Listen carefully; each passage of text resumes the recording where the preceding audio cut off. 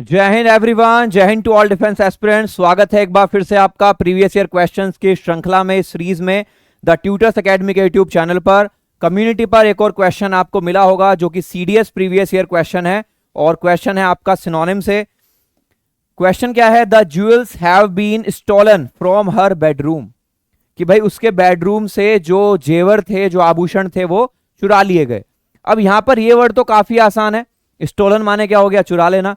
But the thing is जो options हैं उसके वो कंफ्यूजिंग है। तो यही है यूपीएससी की पहचान, या तो वर्ड थोड़ा डिफिकल्ट होगा या ऑप्शंस में थोड़ा सा कंफ्यूजन जो है क्रिएट करेंगे, है ना। चलिए, यहां पर पहला वर्ड है embezzled, then asserted, then yielded, then abdicated, है ना। चलिए, अजर्टेड का मतलब क्या होता है?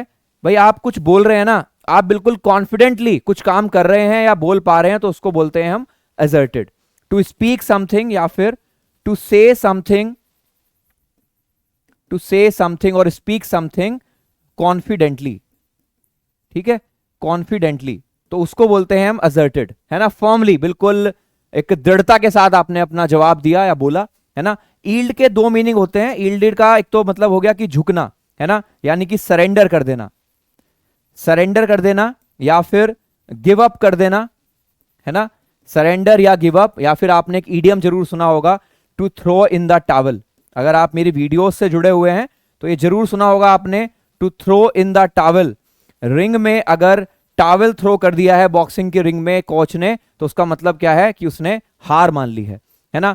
एब्डिकेट, देखो एब्डिकेट का मतलब होता है जब राजा या रानी, कोई किंग है या कोई क्वीन है, या फिर किसी बड़ी कंट्री का कोई राष्ट्रपति है, कोई प्रधानमंत्री है ना, वो अगर क्या कर दे, वो अपनी पोस्ट को त्याग दे, यानी कि वो रिजाइन कर दे, या फिर वो स्टेप डाउन कर दे, रिजाइन कर दे, स्टेप डाउन कर दे, या फिर अपनी जो पोस्ट थी उसको रिनाउंस कर दे, त्याग दे, ठीक है।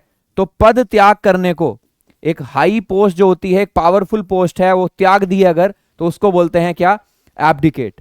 ईल्ड का यहां पर एक और मीनिंग होता है, वो जो आप जानते होंगे, यहां पर सेंस उसकी नहीं है पर, है ना। ईल्ड का मतलब होता है कि भाई आपने क्या कमाया, आपकी क्या रेवेन्यू थी, है ना। क्रॉप के लिए भी हम यूज करते हैं, उपज जो होती है हमारी, कितनी उपज हुई इस बार, है ना, तो उसको भी ईल्ड बोलते हैं, ठीक है। बचा हमारा option number A, that is embezzle. Embezzle का मतलब होता है, हिंदी में अगर बात करें, गबन करना, गबन करना, ठीक है। और जो नहीं समझ पाए हैं हिंदी में अभी इसका मीनिंग, जैसे मान लो एक पर्सन था जिसका नाम था ए, ठीक है, वो ए जो है एक मिंट थी, गवर्नमेंट मिंट थी, उसका जो था खजांची था, उसका सुपरवाइजर था, है ना। तो जिस पैसे की देखरेख के लिए इस ए को बिठाया गया था, उसी पैसे की इसने चोरी कर ली, तो उसी को क्या बोलते हैं? गबन कर लेना, है ना। यानी कि टू स्टील,